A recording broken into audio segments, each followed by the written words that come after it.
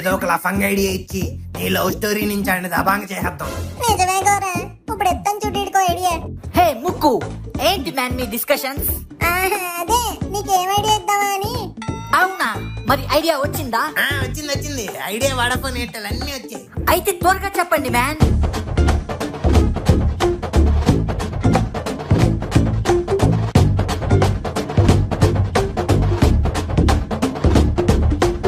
Hey, what an idea man. Signal లేకపోయినా పని చేస్తుంది. ఈ దెబ్బతో అను నాకు ఫ్లాట్ అంతే. మోస్ట్ ఎక్సైట్మెంట్ ఫీల్ అవుతున్నాడు రా ఆడియన్స్. మీరు కూడా చూసిద్దరు రండి. హే అత్త man, I want your kitchen. ఏం అడుగుతున్నావురా?